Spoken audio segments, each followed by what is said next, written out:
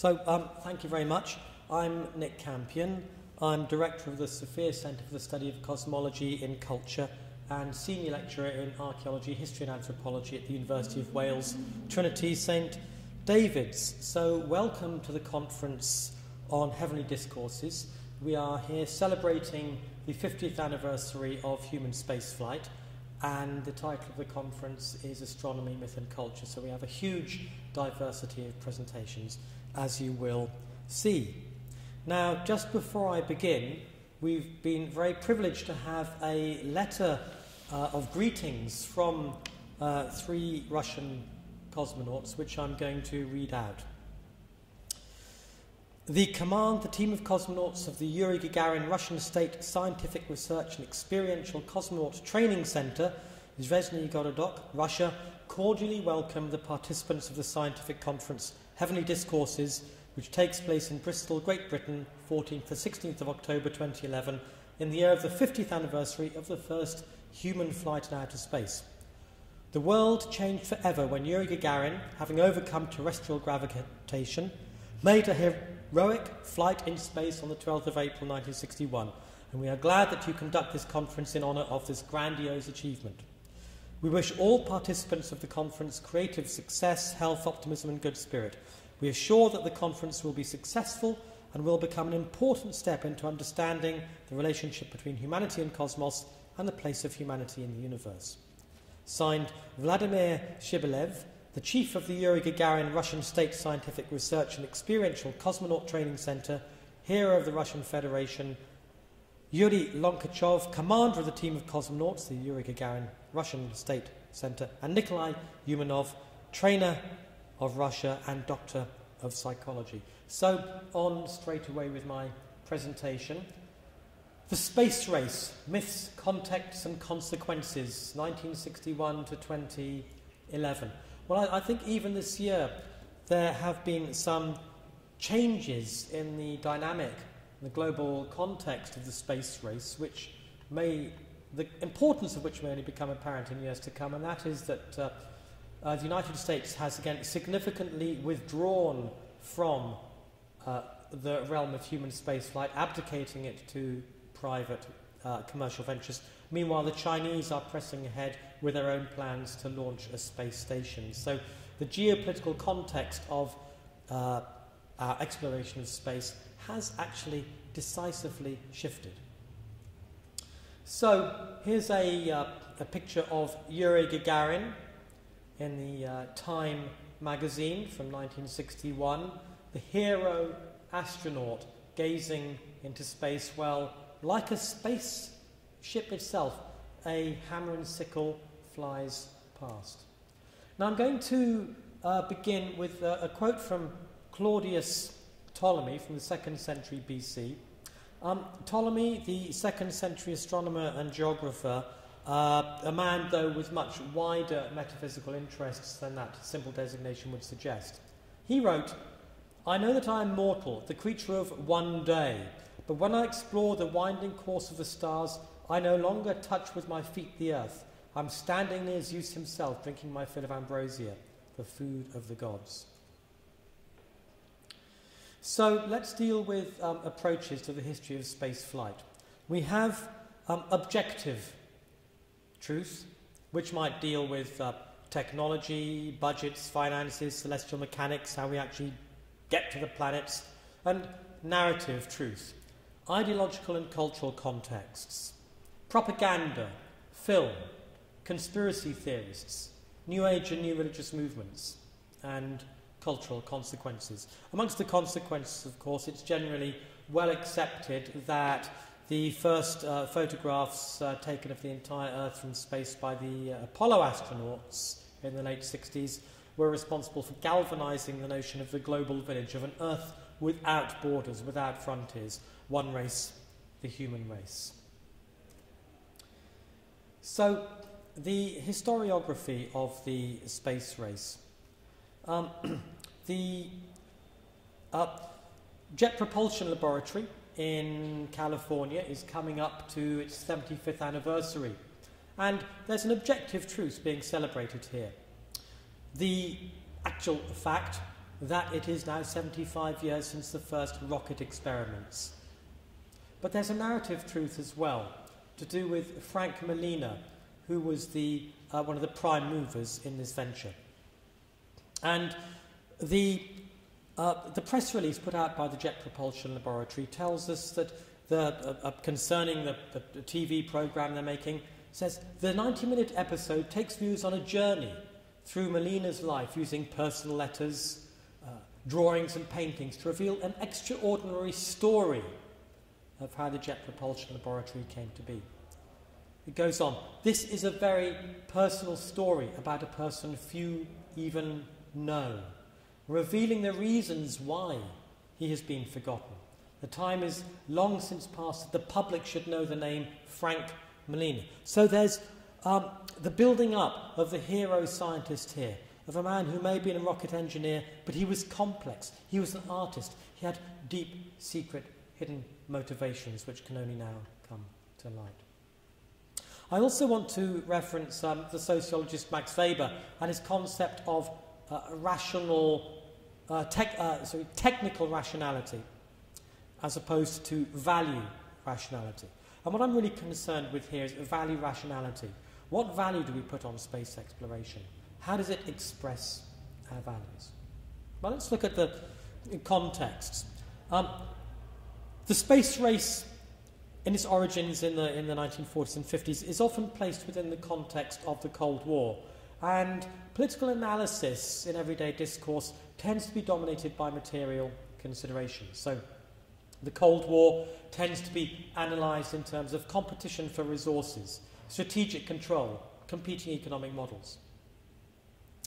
Psychological considerations tend to be emphasised less, perhaps because they are more difficult to measure.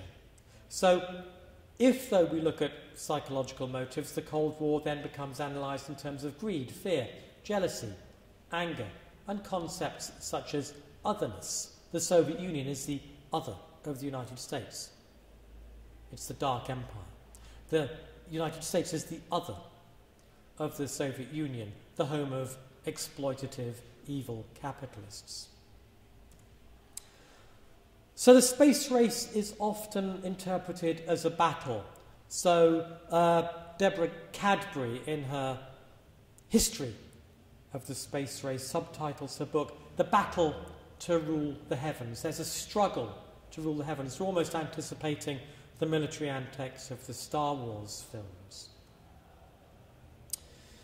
Now, I also want to look at President John F. Kennedy's speech to Congress of the 25th of May 1961. This was the speech in which Kennedy put forward the plan to place a man, as he put it, on the moon, stung by the humiliation which the United States experienced as a result of Yuri Gagarin's flight just 1 month earlier. Kennedy dealt with the objective and the rational. He said, we propose to accelerate the development of the appropriate lunar spacecraft. We propose to develop alternative liquid and solid fuel boosters. And we will propose additional funds for other engine development. There's the technical side, side of the space race. But he also said, finally, if we are to win the battle that is now going on around the world between freedom and tyranny, the dramatic achievements in space which occurred in recent weeks should have made clear to all of us, as did the Sputnik in 1957, the impact of this adventure on the minds of men everywhere, who are attempting to make a determination of which road they should take. Now it is time to take longer strides, time for a great new American enterprise, time for this nation to take a clearly leading role in space achievement, which in many ways may hold the key to our future on Earth. So it's time for choice. It's time for everybody to make a decision. It's time to choose between freedom and tyranny. And that choice can be made through the placing of a man on the moon, through a triumph of the American enterprise. So we can also look at the Soviet dream, the Soviet cosmic utopia. There are a group of people in Russia and the Soviet Union in the early 20th century who we refer to as cosmists, who argued that the next stage of human evolution is in space. We may wonder what Karl Marx would have thought of this. I suspect he would have approved. One such figure was Konstantin Tsiolkovsky, who said, "Mankind will not be bound to Earth forever." Tsiolkovsky was a rocket engineer, an enthusiastic reader of Jules Verne. He was hailed by the Soviet government as an ordinary person who had become a great scientist when freed from the oppression of the bourgeoisie. And we have here an image not just of Tsiolkovsky, but of a heroic Russian family looking slightly upwards, just envisaging this new cosmic dream.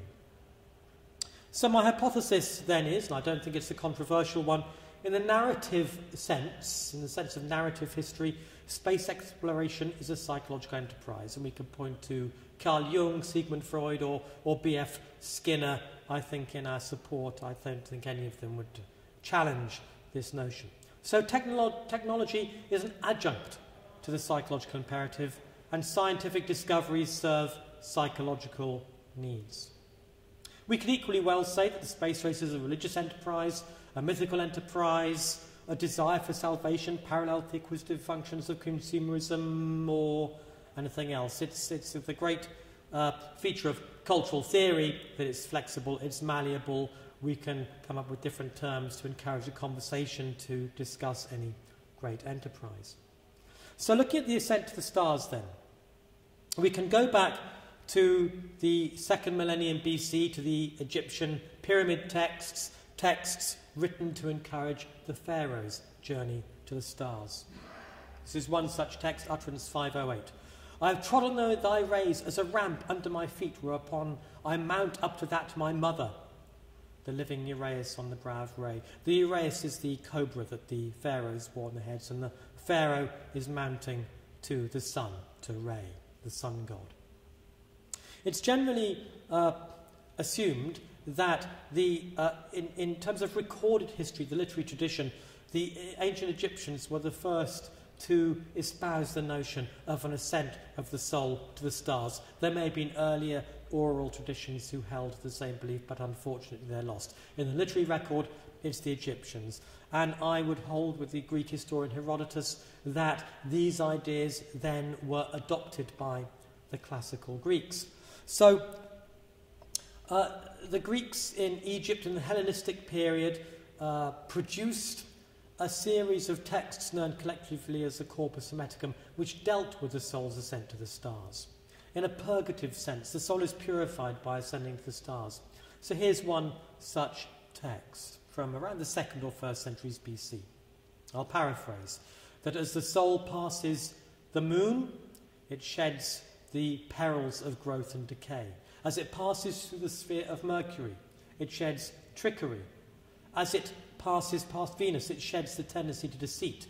At the Sun, it sheds the negative qualities of being a ruler. At Mars, it abandons daring and recklessness, Jupiter greed, and at Saturn, it sheds falsehood. And at the 8th sphere, that of the stars, the soul begins to praise God. It hears voices from beyond the stars also praising God, and it sings louder. And as it ascends, it becomes one with God. It unites with God. Humanity and the divine are reconciled. And they're reconciled through the journey through the stars, through the ascent to heaven. And here's an image of Dante, with Dante's mystical cosmos. On the right, an observation of the angels that one encounters as one approaches the stars, and the final approach to heaven becomes clear.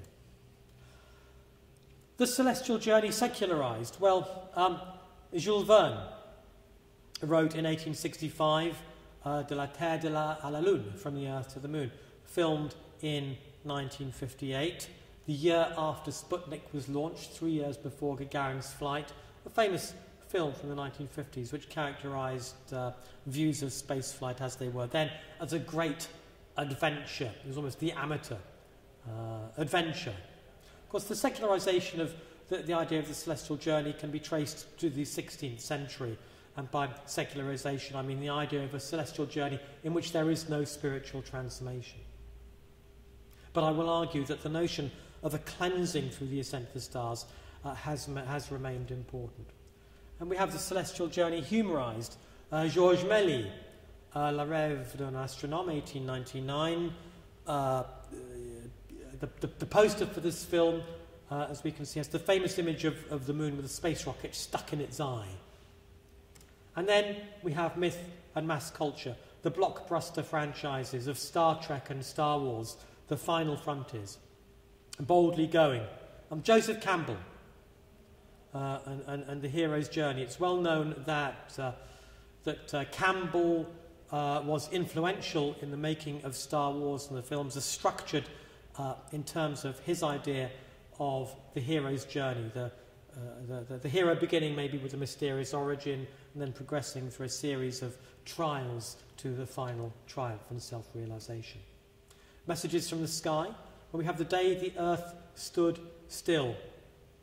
1952.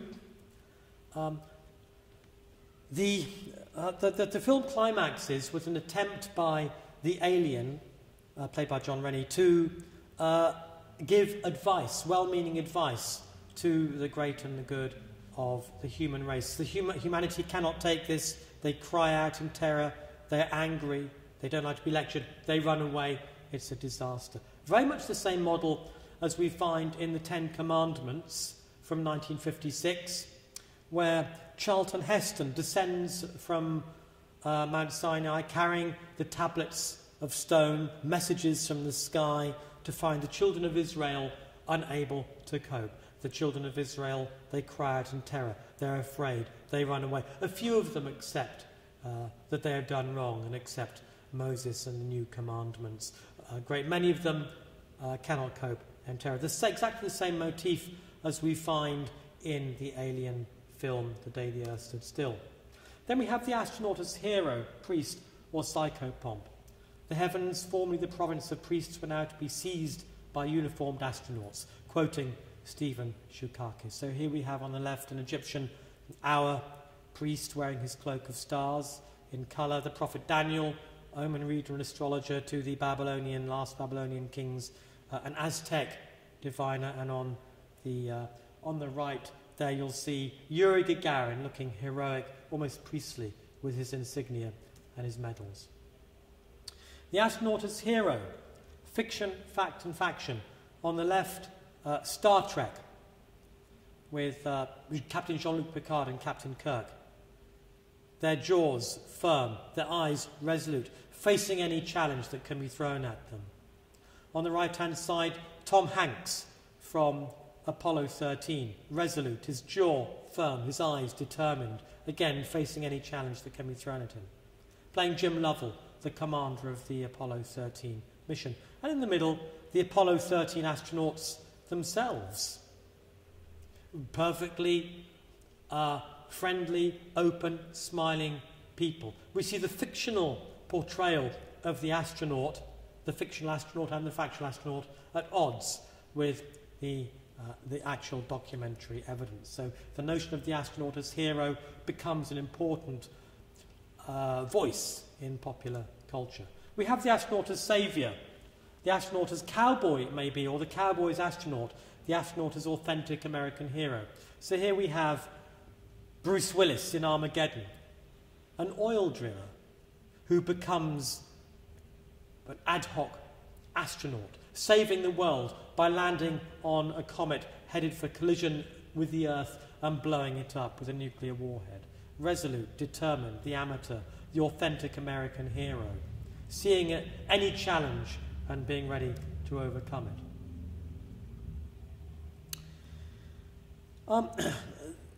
Back to the Soviet Union. In 1961, immediately after Gagarin's flight, he was welcomed in Red Square by Nikita Khrushchev, the Soviet leader, standing on the top of Lenin's mausoleum. This is Khrushchev's speech. Dear friends, citizens of the world, I address you with a sense of great joy and pride. For the first time in history, a man from planet Earth, our Soviet man, broke through into space in a ship created by Soviet scientists and performed the first unexampled trip to the stars. We bid a warm welcome to Yuri Alexeyevich Gagarin, the heroic Soviet man. He has displayed high moral qualities, courage, self-control and valour. He is the first man to have seen all our planet Earth, which is in perpetual motion, in an hour and a half, taking its vast oceans and continents at a glance. Gagarin is a Superman. Gagarin has been where nobody has been before. He looks down on the entire Earth with one single glance, like a god. His name will live on like that of Christopher Columbus. Khrushchev goes on in a direct challenge to America.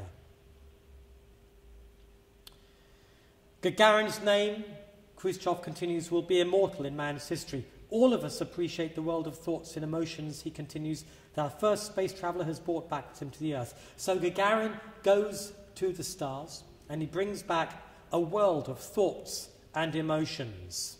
He's brought something back with him from the starry realms. So Khrushchev, in his narrative, in his welcome, is deliberately tuning into that narrative of stellar exploration which goes back, as we saw, to the ancient world. So we have two versions here of the astronaut. We have the astronaut as the bringer of wisdom, the person who has travelled to stars and seen what nobody else has ever seen and has special knowledge as a result. And then the hero scientist, challenging the nature, defying gravity. So Gagarin then becomes part of the same lineage that goes back to the Egyptian pharaohs, but also becomes a prototype for Tom Hanks, Captain Kirk, Jean-Luc Picard, and Bruce Willis. This poster sums it up. Here's a Soviet astronaut gazing into the future happily, with the sun beaming down on him, but he's in space. Glory to the native land of the heroes, the caption reads.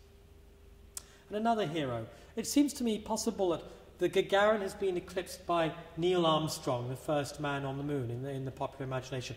Perhaps because Gagarin went into space, but there's no boundaries there. There are no boundaries in space. Armstrong actually stood on the moon. So maybe there's a sort of completion to the story. Maybe to actually make that physical contact becomes mythically more important than merely to travel. Gagarin travelled, Armstrong arrived.